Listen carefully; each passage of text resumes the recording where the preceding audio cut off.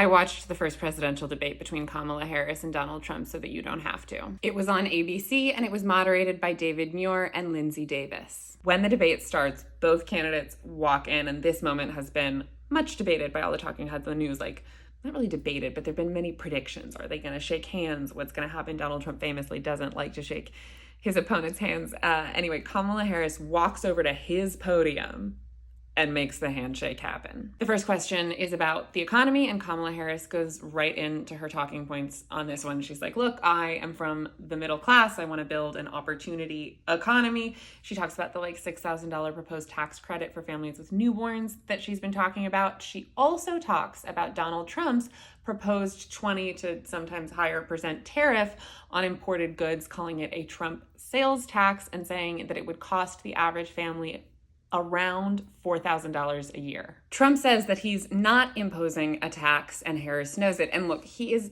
technically not imposing a sales tax, but Harris isn't wrong when she's arguing that that would likely be the effect of a tariff. Trump says that the other countries who he's imposing the tariffs on would likely bear the cost of those tariffs, but I don't think that's how that normally works. If you're an economist and you can explain that better than I can, feel free to hop into the comments and do so. He also pivots, as we all knew he would, immediately to talking about immigration, saying that illegal immigrants are taking jobs that should belong to Black and Hispanic people. He says that. He thinks that there are certain sets of jobs that belong to certain races. Then Kamala Harris is like, look, she looks to the camera and she's like, Donald Trump has no plan for you. And she talks about the economists from Wharton, which is Trump's alma mater, and Goldman Sachs, who predicted that a Trump presidency would be disastrous for the economy. Donald Trump, who I thought would maybe be embarrassed about the Wharton thing, is not embarrassed. He says that he actually knows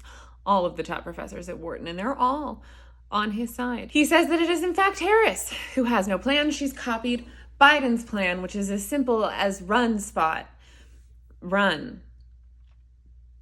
That's his line of attack. Muir is like, okay, but the Economist really did say that your tariff thing would be bad, so could you respond to that? Donald Trump asserts that the other countries involved will pay the tariffs, which again, I don't think that is true. And then he says that the Biden-Harris economy is the only economy essentially that's ever had inflation, and that his economy was the best and all that stuff. Then he says that when he was president, there was no inflation. Also not true. Harris then points out that Trump actually had the largest trade deficit with China of any presidency thus far. Trump says that Kamala is a Marxist, which falls into this general line of reasoning that the Republicans are going for, that Kamala is the most progressive candidate ever, that she's like so far left, which is always really funny to me because, again, nobody would disagree more than the radical left. Then Davis asks Trump about his abortion flip-flop, essentially the fact that he bragged about being the guy who got rid of choice and then said that Florida's 6-week ban, maybe that's too strict. But actually, no, he is going to vote against the amendment that would protect choice in Florida this fall. So then Trump goes into one of his most favorite lies, which is that everyone actually wanted to get Roe v. Wade overturned, all the legal scholars, everyone. And he says that the reason that he has to vote against Florida's proposed protections for choice is because he doesn't believe in late-term abortions, which would actually not be protected by the amendment in Florida, which only protects choice up to the 24th week of pregnancy. Trump says that Tim Walz wants to execute babies, and that that's really what all Democrats want, is the ability to execute a child that has already been born. Ben Davis does her first live fact check of the night, informing the audience that there is no state in this nation where you are allowed to kill a baby. Of course there's not. That's not a thing. Kamala Harris is like, no, not everybody wanted Roe overturned. In fact, most people didn't want Roe overturned. And then she looks to the camera and she's like, look, if Congress sends me legislation protecting choice on a federal level, I will sign it. And Donald Trump, he would sign an abortion ban. Then Donald Trump is like, no, everyone did. Everyone wanted Roe overturned. All the legal scholars, everyone wanted it overturned, which kind of makes you think that maybe he hasn't consulted with everyone. Then Davis is like, okay, would you veto a federal ban And Trump is like, oh, I wouldn't have to. She wouldn't get the votes. This is a lot like how they messed up school loans, actually. And he goes on this whole tangent about student debt relief. Not saying that he wants to do it, but just saying that he doesn't think Joe Biden's done a very good job of doing it. Then Davis is like, well, J.D. Vance said that you would sign a national ban. And Donald Trump is like, oh, I haven't really talked to J.D. about that, but have you heard about student loans? I really think we should be talking about student loans. Then they get to Harris and they ask her if she would support any restrictions on abortion. Harris says that she wants the protections that Roe put in place back, which, if I remember correctly, were federal protections for choice up through viability, generally considered to be the 24th week. She also talks about how insane it is to live in post-obs America, that women are having to travel to receive basic health care, that's expensive, that not everyone can do it, that women who want to start families are sometimes now unable to access IVF, that everything that this has wrought is painful and bad and yucky. Then Donald Trump says that he has been a leader on IVF. Actually, he says the sentence, I have been a leader on fertilization. Then we get to immigration. Kamala Harris repeats her favorite line, which is, I'm the only one of us who has prosecuted transnational criminals. Then she talks about the recent failed border bill, the bipartisan border bill, the most conservative border bill in the history of our nation that Donald Trump stopped. And she says he'd rather run on a problem than solve the problem. And you know that was a line they came up with during debate prep, because she says it twice in the same, like, her brain is like, okay, this is the part where you're allowed to say it. And she gets it in twice in like 90 seconds. Then she hits him where it hurts. She starts talking about his rallies. She's like, I'm going to advocate something that you wouldn't expect a candidate to advocate. You should go to one of Donald Trump's rallies. You should see what they're like. He talks about windmills causing cancer. He talks about Hannibal Lecter. And then as he's talking, people start to leave because they get bored. Then Muir asks Trump if he could explain possibly why he crushed the border bill. And Donald Trump is like, first of all, everyone comes to my rallies. People love my rallies. Nobody leaves my rallies. Nobody goes to her rallies.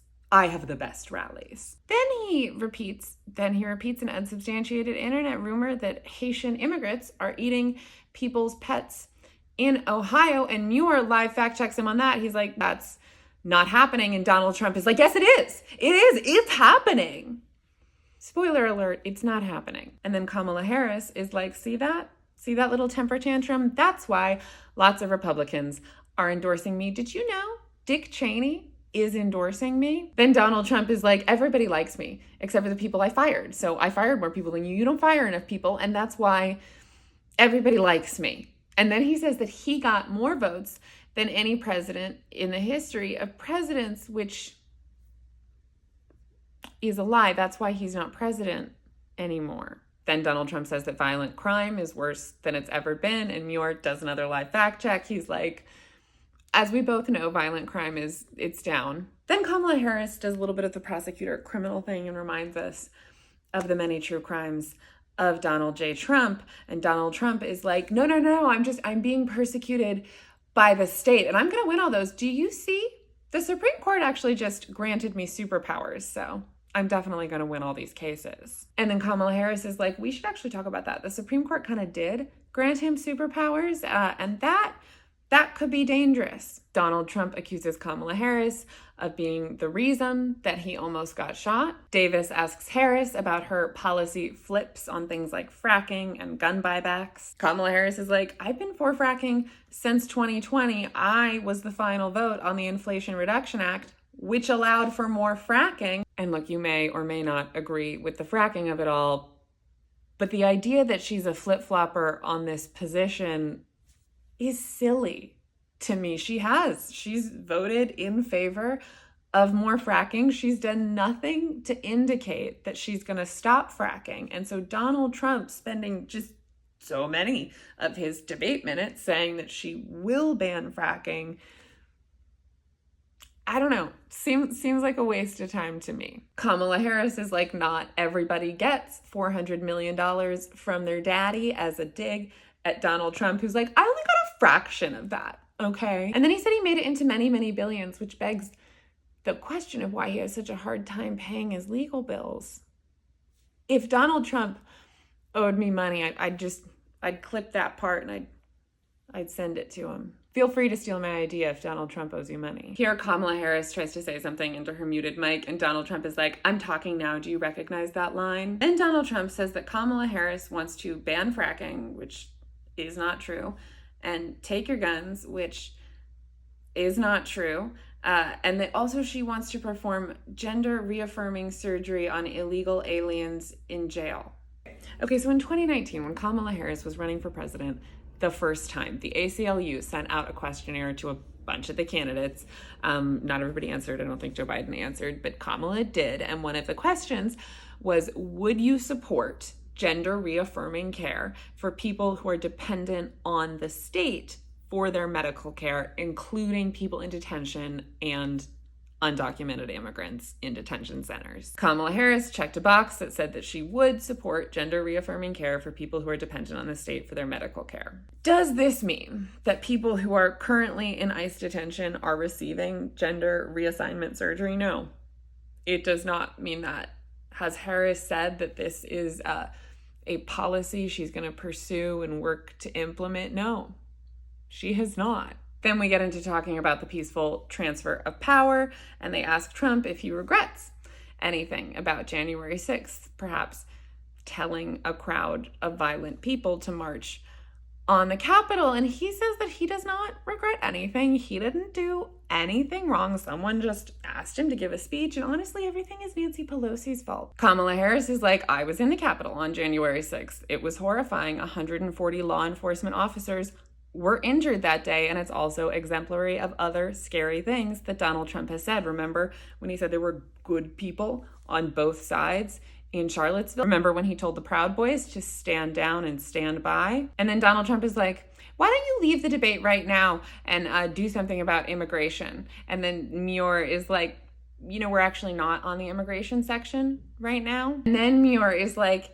you know, Donald, actually recently there have been some clips of you saying things that sounded a little bit like you acknowledged that you lost the last election. And Donald Trump is like, I absolutely do not acknowledge that. All of those clips were me being sarcastic. And Muir is like, well, they didn't sound sarcastic to me. And then Trump is like, David, the country is dying. And then Kamala Harris is like, look, 81 million people fired Donald Trump from his job, and obviously he's having a hard time with that. Then Donald Trump brags about how much Viktor Orban likes him. Then we get to Israel and Palestine, and Kamala Harris says what she always says, that what happened on October 7th, that was very bad. What's happening in Gaza now is very bad, that we need a ceasefire and a two-state solution, that it's very important for both Israel to be able to protect themselves, that she's always going to make sure they're able to do that, but that also it is very important for the people of Palestine to be able to lead a life with dignity, self-governance,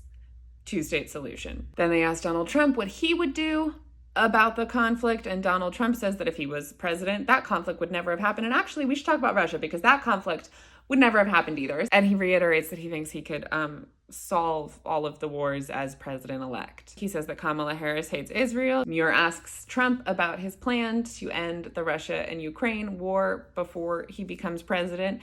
And also, does he think that Ukraine should win the war? And Donald Trump is like, well, I think the war should be over. And I'm actually like pretty good friends with both Putin and Zelensky, and I'm just gonna get them in a room together.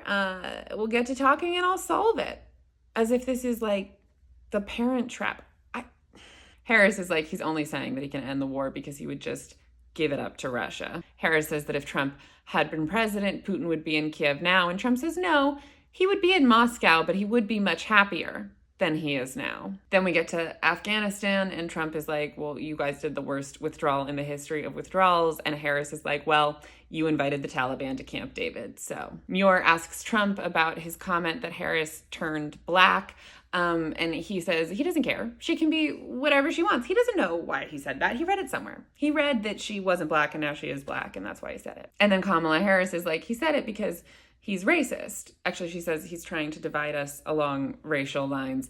And then she talks about how when he was first a baby slumlord in New York, Trump was sued for not allowing black people to live in his buildings, how he took out a full-page ad against the Central Park 5 about how he accused Barack Obama of not being from this country. Donald Trump says that actually a lot of people agreed with him about the Central Park 5 thing, and actually that's like old news anyway.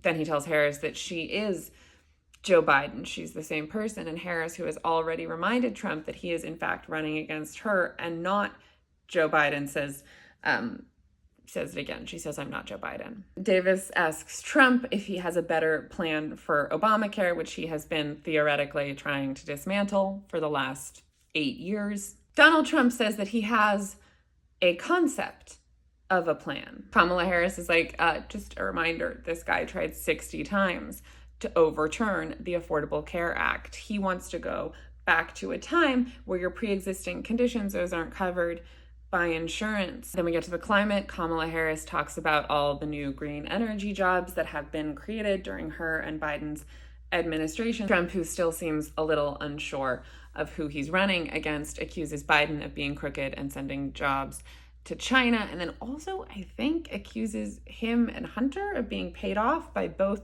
China and Ukraine. I think that's what he's accusing them of. Then we get to closing statements. Donald Trump won the coin flip on this one, so Kamala Harris is going first. She says that she and Trump represent two different visions for the future, that hers is for the future and his is for the past. She says she can chart a new way forward. She talks about this opportunity economy thing. She talks about being a pro-choice administration. She says that her whole career, she's only ever served one client, the American people. And then Donald Trump spends his final 2 minutes talking not about his view for the future, although he does apparently have a concept of a plan, but instead he talks about how much he doesn't like Kamala Harris. He says that she hasn't done what she should have done in the last administration, that we are laughed at all over the world, as opposed to when he was president. Everyone took us like super seriously. And then finishes out by saying that Biden was the worst president ever. And also Kamala was the worst vice president ever. Nothing at all in his final 2 minutes about his plans for the future. Then we go to all of the spin rooms, and I'm not going to talk much about this, but I do want to say that my favorite moment was watching JD Vance on CNN when they're like, so you said that Donald Trump was going to sign a national abortion ban, and he just said you guys never talked about that. And JD has to be like, yeah, we haven't talked about it. I'm sure they have. But you guys all know he doesn't want to ban. It was very awkward. Also, I am sure that Donald Trump is going to talk a lot about the fact that it's unfair that he was being fact-checked as much as he was. They're already talking on Fox about how he was getting fact-checked more than her. It's almost like he was lying more than her. And before he makes you feel too bad for him, I just want to point out the fact that I think he got to talk for like 5 more minutes than she did. They were not nearly as harsh with cutting off his long, rambling, unrelated answers as they were with her. So don't get too wrapped up in the favoritism narrative on that one.